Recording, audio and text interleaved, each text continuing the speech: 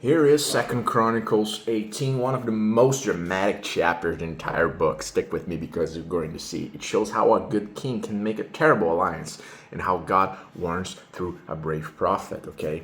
So Jehoshaphat was a godly king. But in this chapter, he makes a disastrous mistake. He allies himself with Ahab, one of the wickedest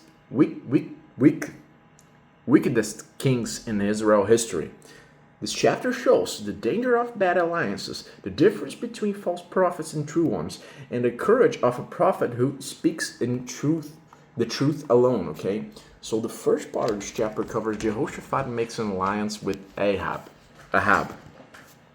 Yeah.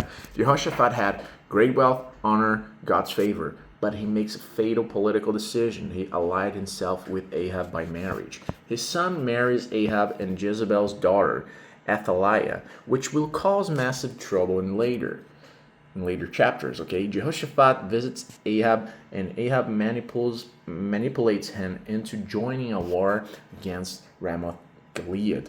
Ahab asks, "Will you go with me to Ramoth Gilead?" Jehoshaphat answers, "I am as you are, my people as your people." This is naive because a godly king should never say "I am as you are" to a wicked king. The second part of the chapter covers Jehoshaphat asks for a prophet of the Lord. Jehoshaphat insists, "First, seek the counsel of the Lord." Ahab brings 400 prophets who all say the same thing.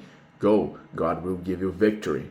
But Jehoshaphat senses something is wrong. He asks, "Is there no longer a prophet of the Lord here?" Ahab admits there is one. Micaiah, son of let me do his voice. Micaiah, son of Imlah, but I hate him because he never prophesies anything good about me. Jehoshaphat replies, "The king should not say that." Micaiah is summoned. When 400 prophets all agree perfectly, something is suspicious. Truth is rarely produced by flattery. So Micaiah discourages prophecy. The messenger tries to pressure Micaiah. All other prophets are giving a favorable answer. Let your word agree with theirs. Micaiah refuses. "I can only speak what God tells me." At first, Micaiah mocks them sarcastically.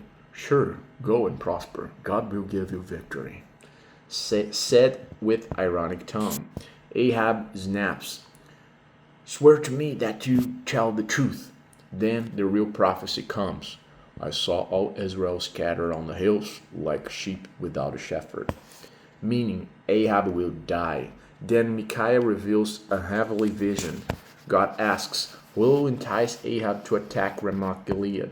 A spirit says, "I will go and be a lying spirit in the mouths of his prophets." God says, "You will succeed." The 400 prophets were not true prophets. They were part of God's judgment on Ahab. Okay, so the fourth part of the chapter covers Micaiah is attacked and imprisoned. One of the false prophets, Zedekiah, slaps Micaiah on the face. Ahab orders, "Put Micaiah in prison and give him nothing but bread and water until we return safely." Micaiah answers boldly, "If you ever return safely, the Lord has not spoken through me." Then he adds, "Mark my words, all your people."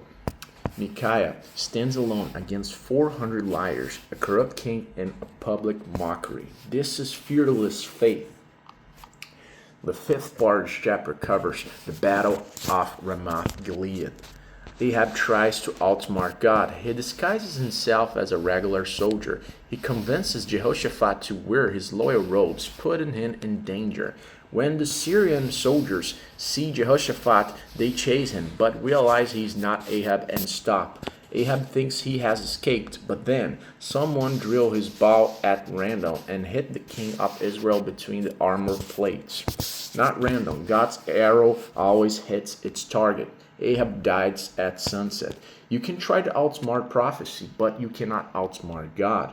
What are the key lessons from the Second Chronicles chapter 18? Bad alliances corrupt God's people. Jehoshaphat almost dies because he joined Ahab. Second lesson, truth is often unpopular. 400 prophets lie. One told the truth. Majority is not always right. Third lesson, a true prophet speaks God's word, not what people want. Micaiah's courage is a model of boldness in a compromising world. Fourth lesson, God's word always comes true. Ahab disguised himself, but God's judgment found him anyway. Fifth, discernment matters. Jehoshaphat knew fake spirituality when he saw it, but still ignored the danger, okay? So in summary, the 2nd Chronicles chapter 18, Jehoshaphat makes a foolish alliance with Ahab, leading to a battle God warned against. The prophet Micaiah bravely speaks the truth, while 400 false prophets flattered Ahab. Ahab dies exactly as Micaiah predicted, and the chapter is a warning against ungodly alliances and tribe to the power of God's world. Okay, don't forget to hit the like button and subscribe to this channel.